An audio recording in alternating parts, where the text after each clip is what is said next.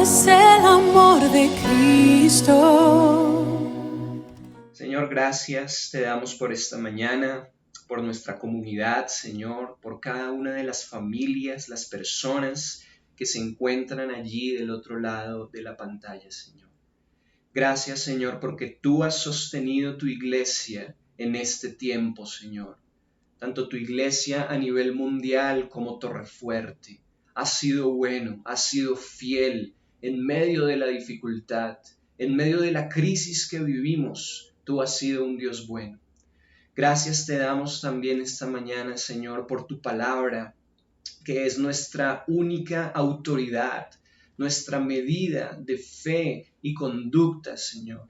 Queremos acercarnos a ella, Padre, con reverencia, entendiendo que no hay para nosotros ninguna otra medida, Señor, que no hay para nosotros ninguna otra guía más que tu palabra. Por eso te suplicamos que abras hoy nuestro entendimiento, que nos ayudes, Señor, a comprenderla como ella es, como ella está escrita para nosotros. Y rogamos, Señor, que nos ayudes también a retenerla en nuestra mente y en nuestro corazón para ponerla en práctica. En el nombre de Jesús. Amén. Amén, hermanos. Y si ya estamos ahí preparados con nuestras Biblias y nuestros apuntes, vamos a iniciar en esta mañana nuestro tiempo de exposición bíblica. Amén. Caía ya la tarde y el pastor Policarpo se encontraba en casa, vencido por el sueño mientras oraba. Un sueño extraño en el cual tuvo una visión, una almohada en la que se reclinaba, se encendió de repente y fue consumida por el fuego.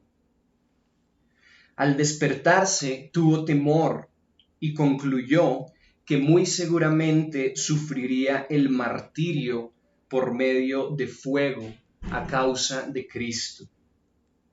Días después llegaron los soldados a apresar a Policarpo, el pastor de Esmirna. Sus amigos intentaron esconderle rápidamente y él hubiera podido escapar del cuarto donde lo pusieron, pero no quiso hacerlo, diciendo: sea hecha la voluntad de Dios. Bajó la escalera para saludar a sus perseguidores y los recibió tan cordialmente que ellos dijeron con pena: ¿por qué hicimos tanto alboroto para aprehender a este anciano tan manso? Inmediatamente Policarpo mandó que los de la casa preparasen comida para sus opresores y les rogó que comiesen ellos también. Finalmente imploró que le otorgasen 1 hora para orar mientras todos comían. Esto le fue concedido, y aunque solo él sufrió la agonía de cada palabra mientras oraba, antes de ser llevado a la ciudad para ser quemado vivo, por creer en Cristo, de algo estamos seguros. Policarpo tenía claro que solo se gana perdiendo. Hermanos, esto no es una fábula, esto no es un cuento que nosotros hemos inventado. Esto es algo de la vida real y ocurrió más exactamente hacia el año 155 después de Cristo. Vamos a encontrar en los primeros capítulos de Apocalipsis que el apóstol Juan escribe un mensaje a las 7 iglesias del Asia Menor, y una de esas iglesias era la iglesia de Esmirna, cuyo pastor era Policarpo, discípulo precisamente del apóstol Juan. Y como hemos comentado ya muchas veces, este hombre fue quemado vivo, fue martirizado por causa de Cristo. Pero así también como hemos venido estudiando, era un hombre que entendía que solo se gana perdiendo. Así que si quieres colocar un título a este mensaje en esta mañana, coloca una vez más: solo se gana perdiendo, parte 2. y hoy vamos a concluir, hermanos, el capítulo 2 de la primera carta del apóstol Pedro a las iglesias dispersas en el Asia Menor. Iglesias que estaban sufriendo persecución, iglesias que estaban sufriendo a causa de Cristo y que tuvieron que enfrentar estos tiempos, así como nosotros, y como hemos dicho también en nuestro mensaje hace 8 días, solo se gana perdiendo parte 1, tenemos que enfrentar persecución de otra manera, pero persecución a causa de Cristo. Tal vez lleguen tiempos, hermanos, donde incluso tengamos que morir por causa de Cristo y necesitamos estar preparados para esto.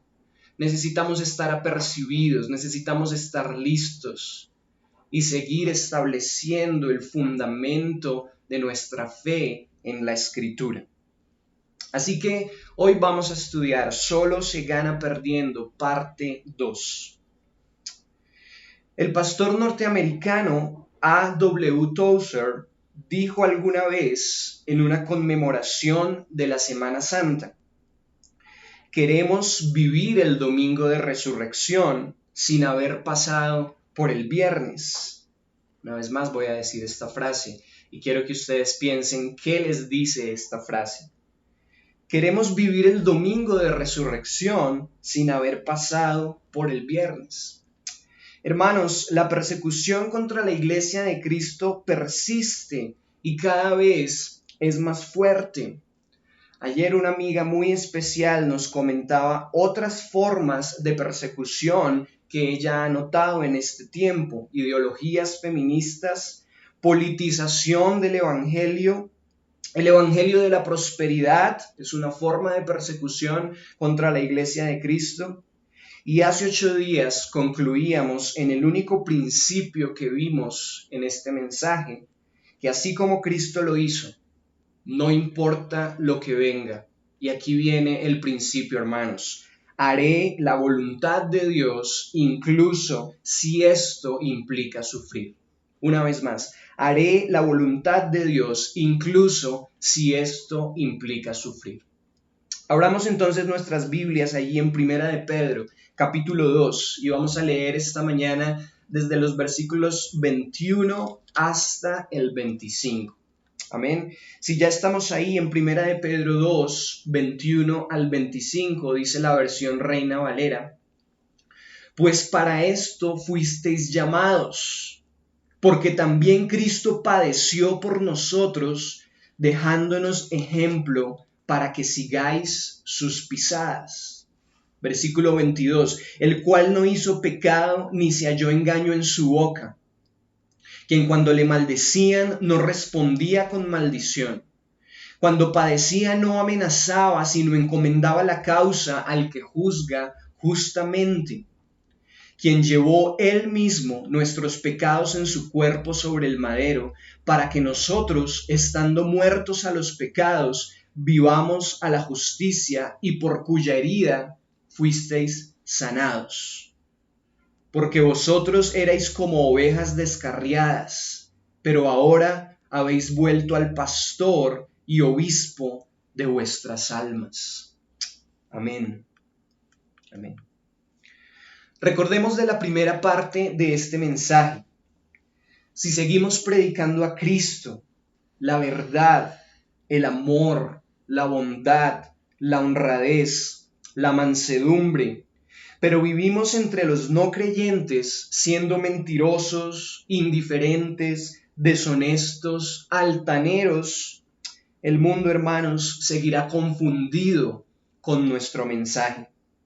Miremos versículos rectores para nosotros en el mensaje de hace 8 días. Fueron, por ejemplo, en el capítulo 1, el versículo 12. Leíamos allí en Primera de Pedro 2, 12. Manteniendo buena vuestra manera de vivir entre los gentiles, para que en lo que murmuran de vosotros como de malhechores, glorifiquen a Dios en el día de la visitación al considerar vuestras buenas obras. Esto es un llamado, hermanos, que nos hace el Señor a través del apóstol Pedro a mantener una buena manera de vivir entre los gentiles, es decir, entre los no creyentes. Porque la murmuración contra nosotros los cristianos siempre va a existir. Y de hecho, hace 8 días comentábamos cosas terribles que ocurren en lo que hoy en día podríamos llamar la Iglesia de Cristo. Personas deshonestas, personas que han llevado la política a la Iglesia. Cuando el mundo escucha acerca de la Iglesia cristiana, ¿qué es lo que piensa? Ladrones, gente deshonesta, gente que predica un mensaje pero practica otro. Y el Señor aquí nos está llamando una vez más a mantener buena nuestra manera de vivir entre los no creyentes, para que en lo que murmuran y nos critican puedan glorificar a Dios el día en que Él juzgue al mundo, porque hayan podido también considerar las buenas obras de las cuales Pablo habla en Efesios capítulo 2, que el Señor ha preparado de antemano para que andemos en ellas. Dice también el versículo 15, porque esta es la voluntad de Dios, que haciendo bien hagáis callar la ignorancia de los hombres insensatos. Una vez más, hermanos, este es un llamado a que podamos, y en esta oportunidad en el versículo 15, hacer callar a todas estas personas que atacan la iglesia de Cristo, que atacan el cuerpo de Cristo, precisamente con lo que acabamos de leer en el 12, manteniendo una buena manera de vivir entre los que no creen. Ahora, hermanos, no hay ningún mérito, también veíamos hace 8 días, cuando somos abofeteados y lo soportamos habiendo actuado mal. Pero si hacemos lo bueno, si sufrimos viviendo conforme a la Escritura, este es el deseo de nuestro Señor. Esto es lo que Dios aprueba y lo vemos también en la vida de Cristo. Él es, como vamos a ver hoy, nuestro más grande ejemplo de sufrir siendo inocente, de sufrir haciendo lo bueno. Y esta actitud fue aprobada por el Señor, por su Padre.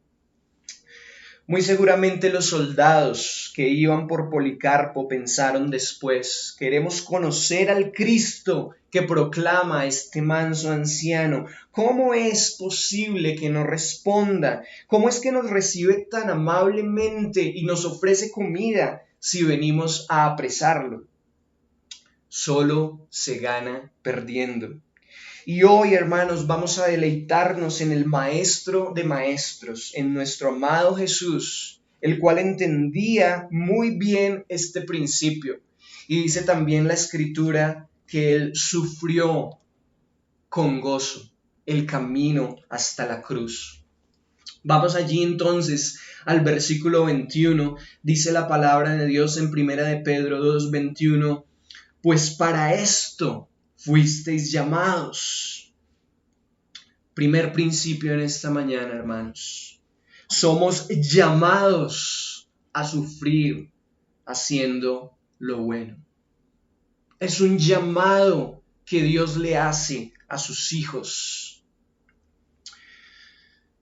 Hermanos, y esto es un llamado para los verdaderos discípulos del Señor, porque ya hemos dejado en claro en domingos pasados que hay muchos que dicen ser llamados discípulos de Cristo, pero no lo son realmente.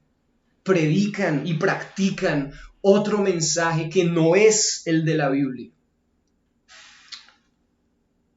El sufrir haciendo lo bueno, hermanos, dejemos claro en este primer principio, es un llamado que el Señor nos hace a sus verdaderos discípulos. Hace parte de nuestro caminar cristiano. Y es por esto, hermanos, que los discípulos, cuando proclamaban a Cristo, y lo podemos ver en la historia, eran burlados, aserrados, arrastrados, apedreados, porque entendieron de alguna forma que este era un llamado y que esta iba a ser una consecuencia natural de proclamar el mensaje de Cristo, el ser perseguidos. Entender esto, queridos, cambia nuestra perspectiva del sufrimiento y nos ayuda a soportar el sufrimiento. Miremos por un momento qué dice el Evangelio de Mateo, capítulo 16, versículo 24. Mateo 16, 24. Vamos a ir todos allí. Primer libro del Nuevo Testamento, Mateo 16, 24.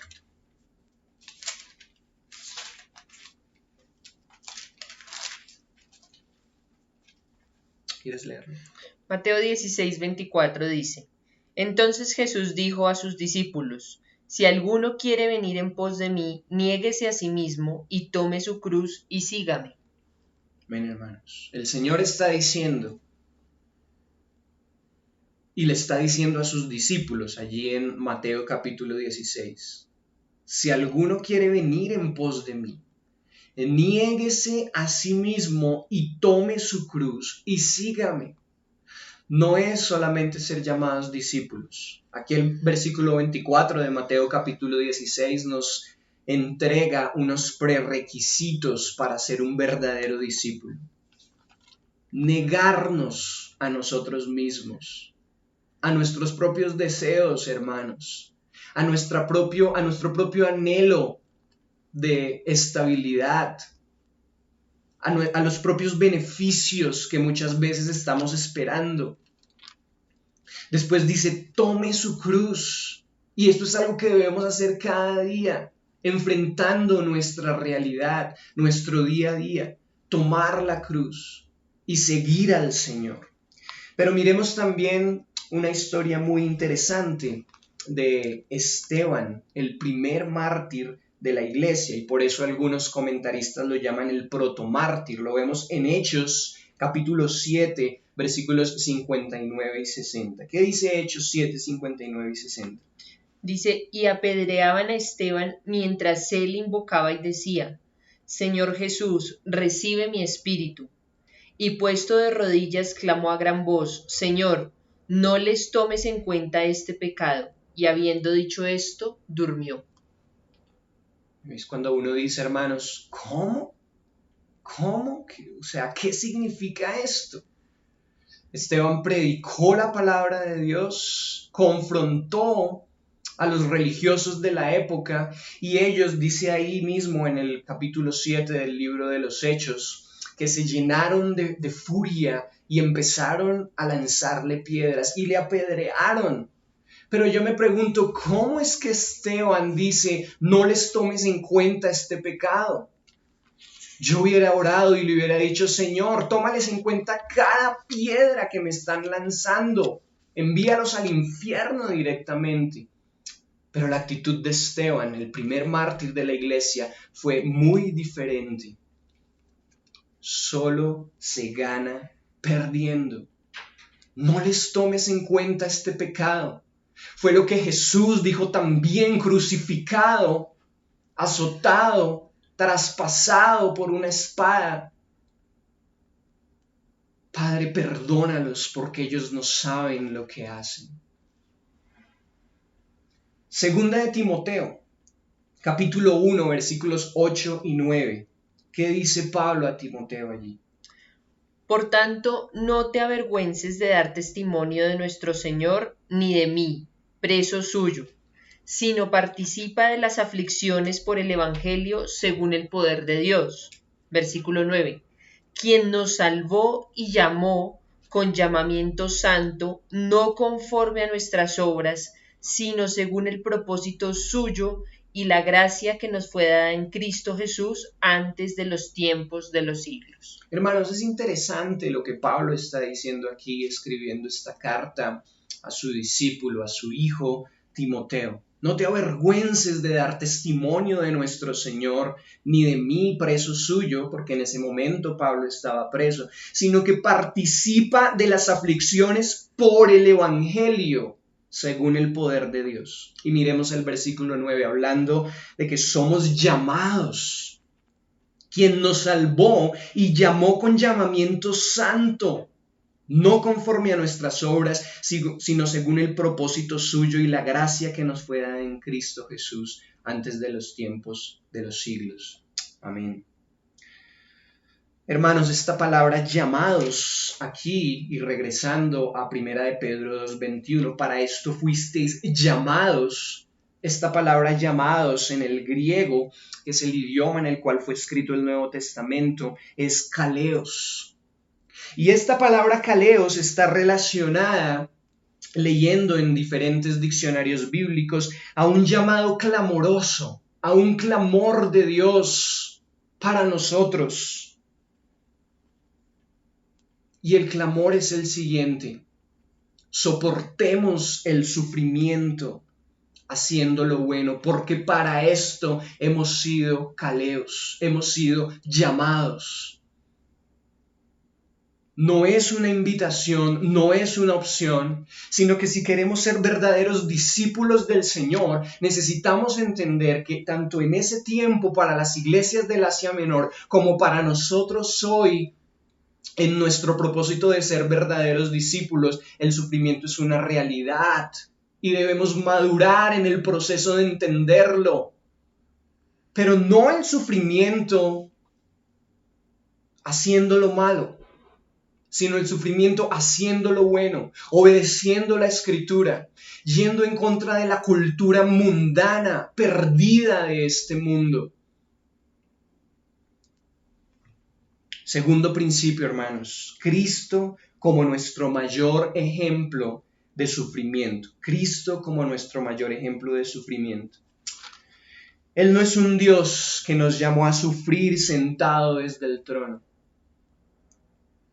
No, hermanos. Nos mostró cómo vivir ese llamado. Lo vemos ahí en la segunda parte del versículo 21. Veamos. El 21 dice, porque también Cristo padeció por nosotros, dejándonos ejemplo para que sigáis sus pisadas.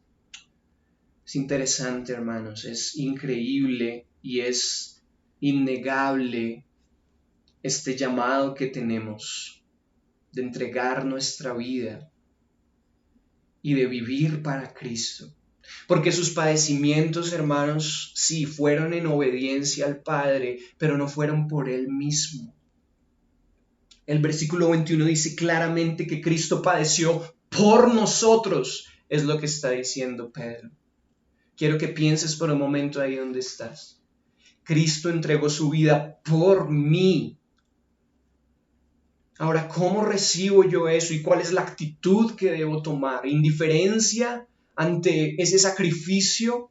¿Indiferencia ante el llamado clamoroso que el Señor me hace de sufrir haciendo lo bueno? De hacer su voluntad, incluso si esto implica el sufrimiento. Él padeció por nosotros. Y que no se nos olvide eso, hermanos. La humillación más profunda en su tiempo y bajo el imperio romano era la cruz. En la cruz solamente eran colgados los criminales más peligrosos. Y Jesús aceptó, despojándose a sí mismo, como dice Pablo en Filipenses, ser colgado en una cruz por ti y por mí.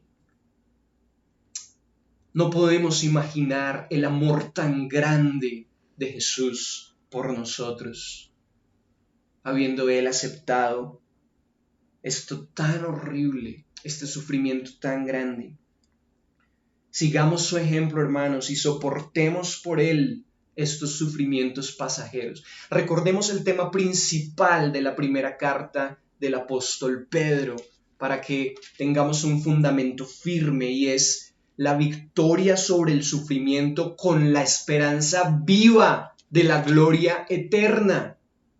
Cuando hablamos de sufrimiento, hermanos, de las cosas que vivimos hoy en día, de la persecución contra la iglesia, no nos importa ser tildados de ser una congregación, una comunidad que solamente habla sobre sufrimiento, confronta el pecado, hace un llamado a la santidad. Pero específicamente en este tema del sufrimiento, no estamos diciendo que es un sufrimiento eterno y sin ningún propósito, y eso ya lo hemos dicho en varias ocasiones. Es un llamado del Señor a ir contra cultura, a sufrir haciendo lo bueno, porque nuestros ojos están puestos en la eternidad.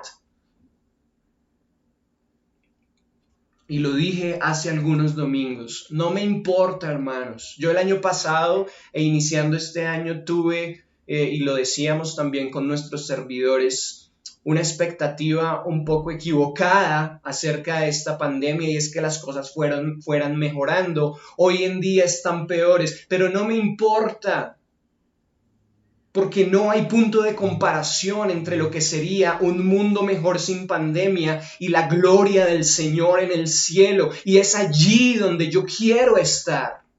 No quiero un mundo sin pandemia para poder hacer mis planes y seguir adelante. Quiero estar en la presencia del Señor, y allí están puestos mis ojos. Tercer principio de 4 en esta mañana. Tercer principio, confiemos en la justicia de Dios. Leamos versículos 22 y 23. Hablando de Cristo, el apóstol Pedro dice, el cual no hizo pecado, ni se halló engaño en su boca. Quien cuando le maldecían no respondía con maldición. Cuando padecía no amenazaba, sino encomendaba la causa al que juzga justamente. Tercer principio, confiemos en la justicia de Dios. Muchos de los sufrimientos que enfrentamos, hermanos, que otras personas provocan en nosotros, yo entiendo que a nuestros ojos son injustos, pero Dios es soberano. Por lo tanto, debemos confiar, y no solo confiar, sino descansar en su soberanía y en su justicia. Como veíamos hace 8 días, hermanos, a esos jefes insoportables, a esas autoridades tiranas, a esos gobiernos injustos que quieren seguir robando, poniendo más impuestos. Y eso lo estuvimos viendo esta semana. Más leyes en contra de la Biblia. Tenemos un llamado, hermanos, porque somos linaje escogido, real sacerdocio, nación santa y pueblo adquirido por Dios.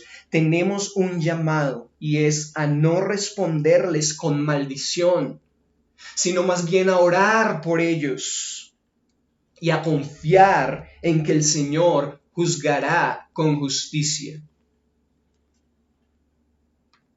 Es necesario que confiemos en la justicia de Dios. ¿Qué dice Romanos 12, 19 al 21? Vamos allí a Romanos, libro que estamos estudiando en nuestro Café en Familia, en el capítulo 12, versículos 19 al 21. Dice, no os venguéis vosotros mismos, amados míos, sino dejad lugar a la ira de Dios, porque escrito está, mía es la venganza, yo pagaré, dice el Señor. Así que si tu enemigo tuviere hambre, dale de comer, si tuviere sed, dale de beber, pues haciendo esto, ascuas de fuego amontonarás sobre su cabeza. No seas vencido de lo malo, sino vence con el bien el mal. Es increíble, hermanos, lo que Pablo dice en Romanos 12 y que vamos a ver en las próximas semanas en nuestro Café en Familia.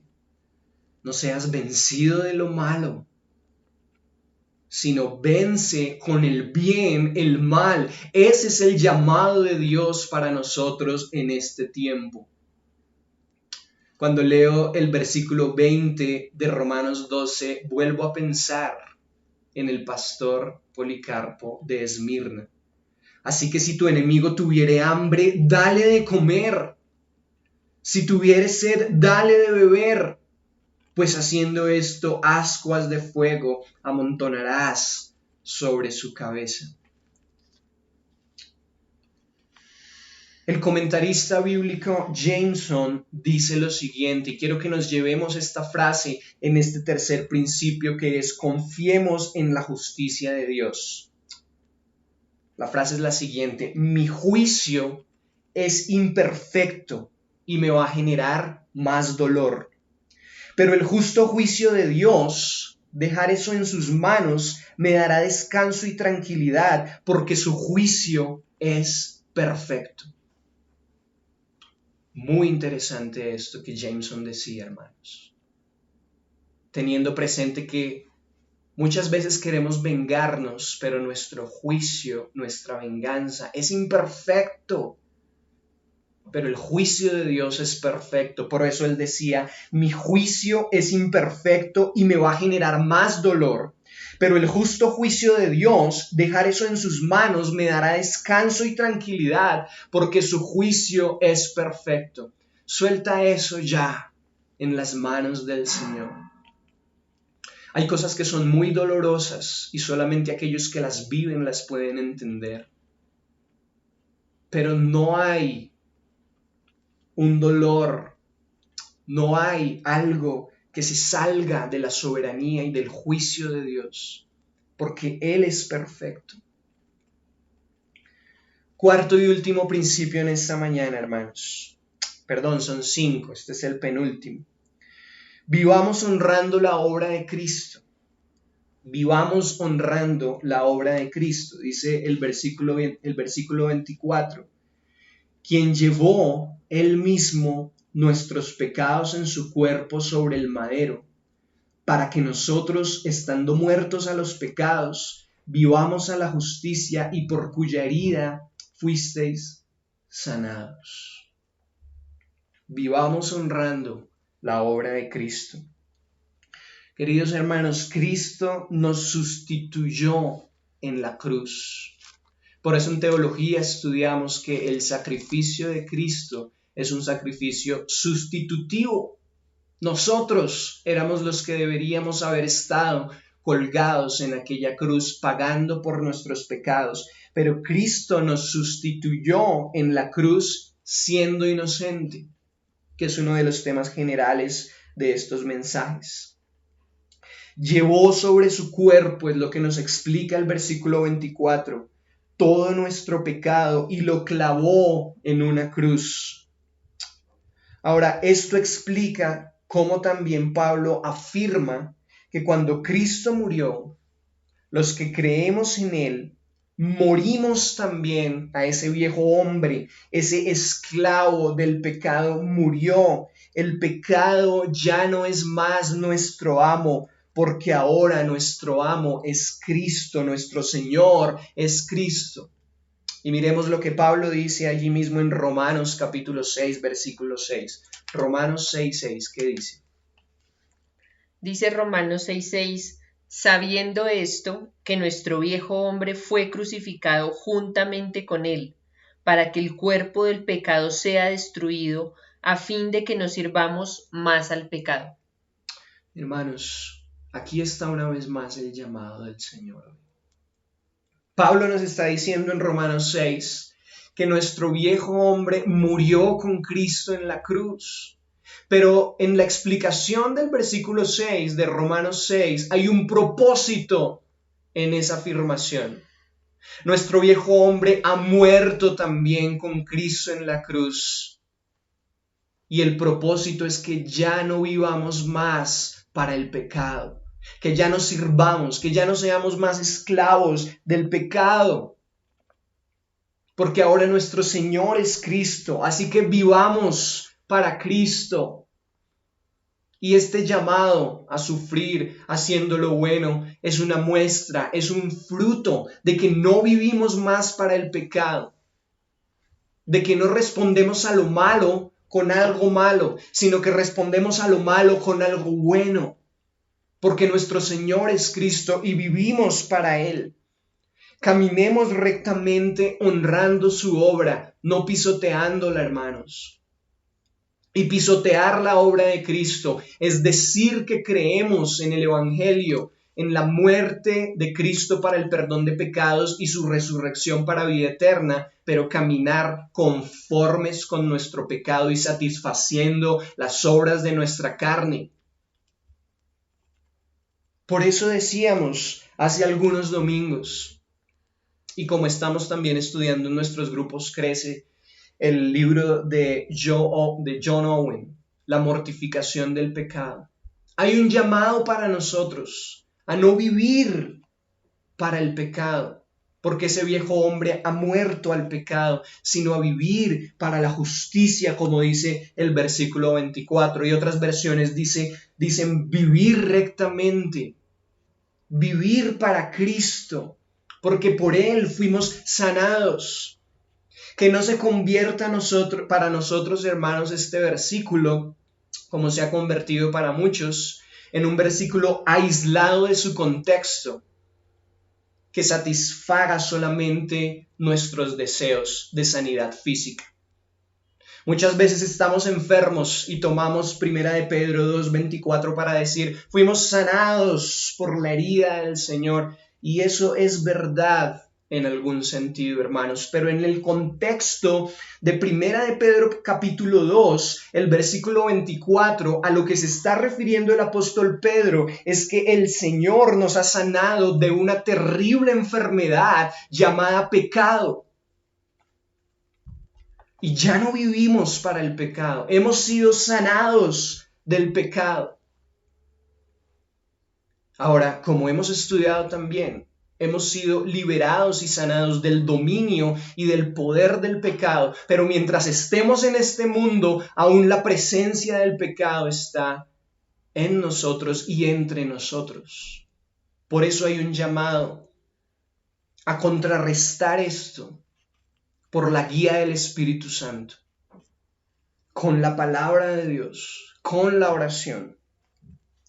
Quinto y último principio lo encontramos en el versículo 25 y el principio es caminemos sostenidos por nuestro pastor.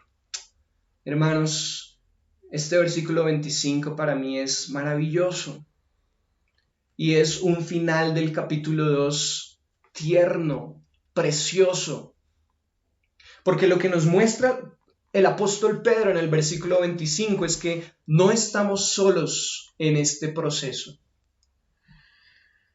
Antes estábamos abandonados, estábamos huérfanos, no teníamos un pastor, pero ahora, y bajo el contexto y bajo el marco de este llamado en el mundo en el que nos encontramos, un mundo decadente, un mundo que va de mal en peor, tenemos un pastor que nos ama, un pastor que nos cuida, un pastor que nos alimenta. Quinto principio, caminemos sostenidos por nuestro pastor. Dice el versículo 25, porque vosotros erais, y está hablando del pasado, como ovejas descarriadas, es decir, no teníamos un horizonte, no teníamos un camino, no teníamos un sendero claro por el cual pudiéramos caminar. Pero ahora, en el presente, habéis vuelto al pastor y obispo de vuestras almas. Hermanos, el Señor es el pastor de nuestras almas. Es el que cuida nuestra alma en medio de este mundo en el que estamos. Y este llamamiento santo, como Pablo le dice también a Timoteo, este llamado del Señor en el 21, porque para esto fuisteis llamados, caleos, un clamor del Señor a que podamos entender y vivir este llamado. Es un llamado que no vamos a enfrentar solos, sino con un pastor que nos levanta en sus brazos, que nos guía, que nos ha trazado un camino. No somos ovejas descarriadas, somos ovejas que tienen un camino trazado. Ahora tenemos un pastor que nos alimenta, un pastor que nos sostiene en la dificultad. Y yo sé que muchas veces lo hemos leído y tal vez lo vayamos a leer muchas veces también, pero vamos al Salmos capítulo 23 Y vamos juntos, hermanos, para ir terminando, a leer estas palabras de David en Salmos 23. ¿Saben algo, hermanos? David entendía muy bien esa dinámica entre el pastor y sus ovejas, porque él era pastor de ovejas antes de ser rey de Israel. Y él aquí empieza a describir al Señor como su pastor. Y estas palabras no fueron solamente para las personas que estaban antes de nosotros, sino también para nosotros, hermanos. En medio de estos tiempos de pandemia, de aislamiento, de escasez, el Señor sigue siendo nuestro pastor. Leamos juntos Salmos 23, desde el versículo 1 dice: Jehová es mi pastor, nada me faltará. En lugares de delicados pastos me hará descansar. Junto a aguas de reposo me pastoreará. Confortará mi alma, me guiará por sendas de justicia por amor de su nombre. Aunque ande en valle de sombra de muerte, no temeré mal alguno, porque tú estarás conmigo. Tu vara y tu cayado me infundirán aliento. Aderezas mesa delante de mí en presencia de mis angustiadores. Unges mi cabeza con aceite, mi copa está rebosando. Ciertamente el bien y la misericordia me seguirán todos los días de mi vida, y en la casa de Jehová moraré por largos días. Qué precioso es el Salmo 23, hermanos. Tenemos un pastor que nos provee, que nos hace descansar, que conforta nuestra alma, que nos hace ir por caminos que Él ha trazado de antemano para nosotros. Aún estando en el valle de sombra de muerte, en la dificultad, en la persecución, no debemos temer mal alguno, porque ese nuestro pastor está con nosotros y nos infunde aliento. Hermanos, nos infunde aliento cuando nos sentimos desalentados, desanimados, decaídos. El versículo 5 es muy interesante, y anoche estuve, tal vez 2 o 3 veces me desperté en la madrugada pensando en el versículo 5 de Salmos 23.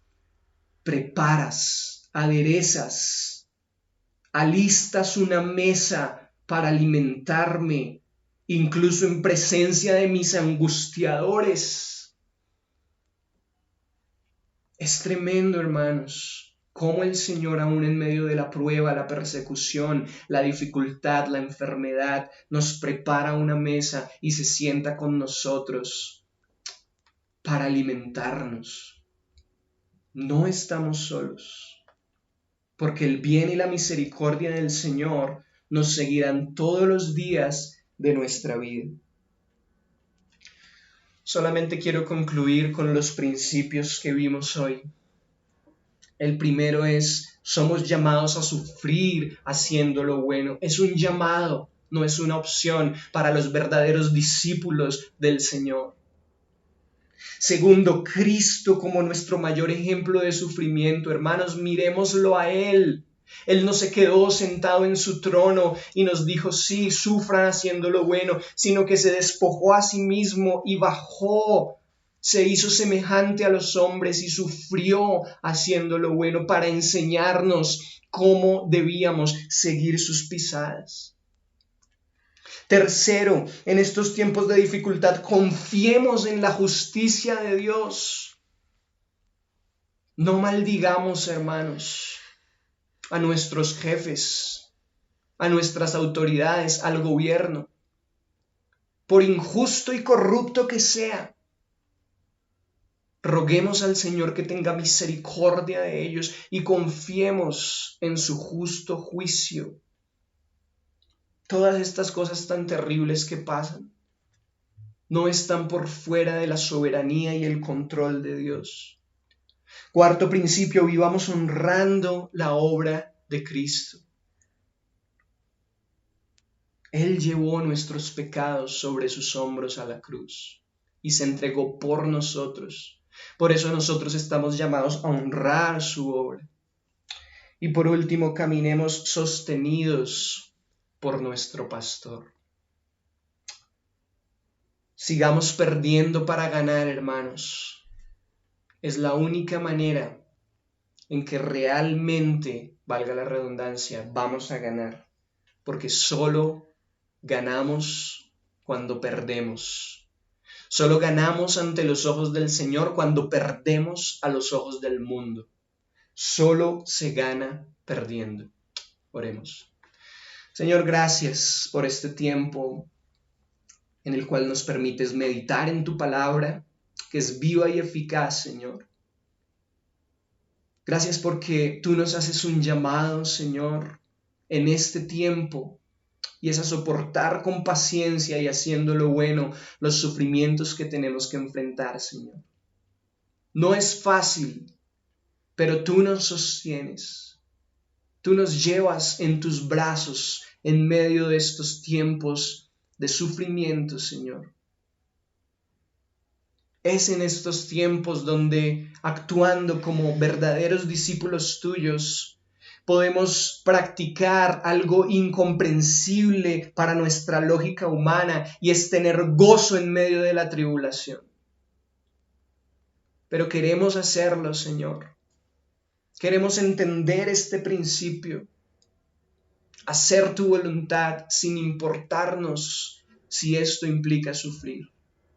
Gracias por la Iglesia Torrefuerte, por cada uno de nuestros hermanos. Bendíceles, fortaléceles en este proceso y ayúdanos, Señor, a seguir proclamando tu verdad, a ir contra cultura, a no negociar nuestros principios, Señor.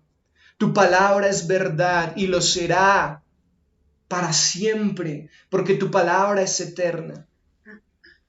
Por eso, sin importar lo que pase, vamos a seguir creyendo que tú eres Dios, que tu palabra es la verdad, que la familia ha sido diseñada por ti y que no tiene otra forma de existir.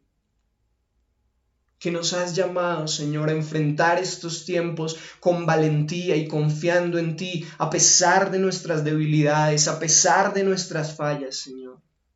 Bendecimos hoy tu nombre y te damos gracias porque tú eres nuestro más grande ejemplo, Señor. No hay otro como tú en la historia, Cristo. Por eso hoy te damos gracias y nos aferramos a ti y a tu palabra, Señor, en el nombre de Jesús. Amén. Profundo es el amor de Cristo, más que el infierno.